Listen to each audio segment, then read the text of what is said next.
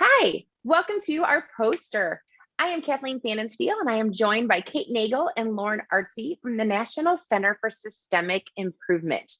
This NCSI poster, Book Studies as part of a professional learning methodology at the State Education Agency, we're showing how a book study can be one component of a professional learning system to build the capacity of educators, stakeholders, and staff at state education agencies, as well as local education agencies and different schools.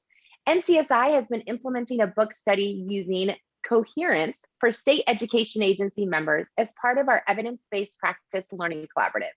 We will discuss the NCSI book study in detail in a moment, but first we're going to hear from Kate Nagel about the concept of a book study. Kate?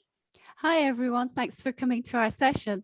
A book study, because it incorporates the principles of adult learning theory, can be a powerful way for professionals to build their own and each other's capacity. Book studies can be used by professional learning communities and networked improvement communities. Specific book studies will vary depending on the needs of each site and each professional learning community.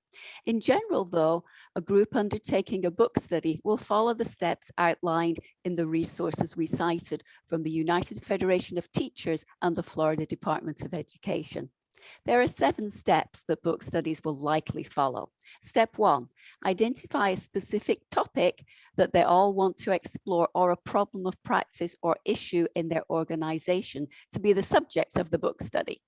2, review and select a book, a guide, or resource for the book study related to their identified area of interest. Step 3, establish roles and group norms and develop a plan and schedule for reading.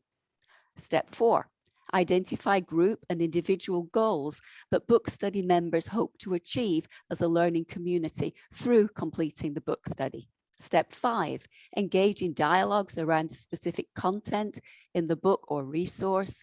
Step 6, use ideas and strategies from the book study in their daily work to impact policies and practices in learning and instruction to promote student achievement.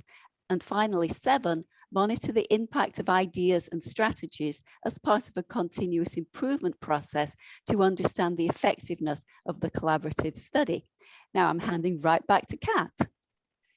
Great. So as I mentioned, NCSI has been doing a book study with Coherence, the right drivers in action for schools, districts, and systems, with 32 state education agency staff members within the evidence-based practice collaborative. We've really been looking at building their capacity, not only to develop coherence within their special education department, but to also expand beyond that.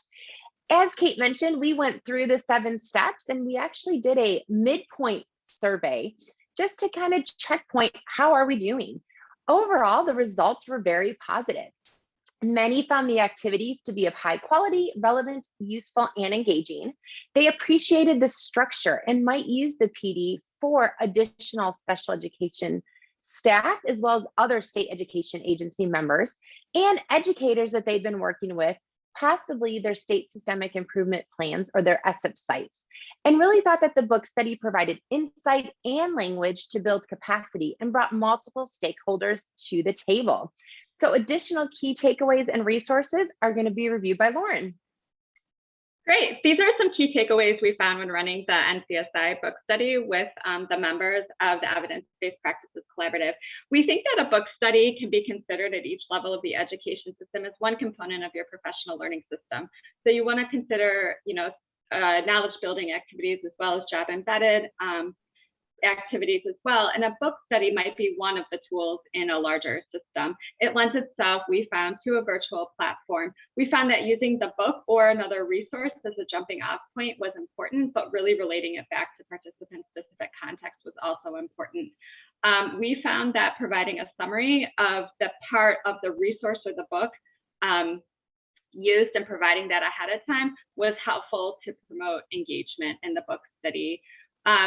We have also found that leveraging virtual learning platforms and figuring out how participants can really engage in the session, as well as asynchronous engagement activities between the sessions, is really helpful for book study engagement. So we use Jamboard, where we do with each session different sticky activities where participants get in small groups and breakouts and use the Jamboard to discuss and take notes. Other states that have enacted book studies found that using their learning management system and discussion boards, forums and blogs and things like that really helps to promote the interaction in between book study sessions. And then we also found it's really helpful to evaluate the impact of the book study. As Kat was saying, we looked at indicators around quality, usefulness, and relevance. And this just helps to understand how educators are using book studies and how they're supporting capacity building activities.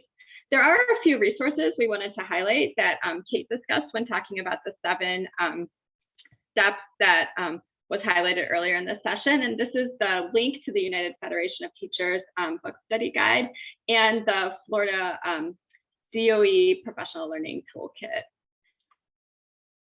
And I will turn it back over to Kate.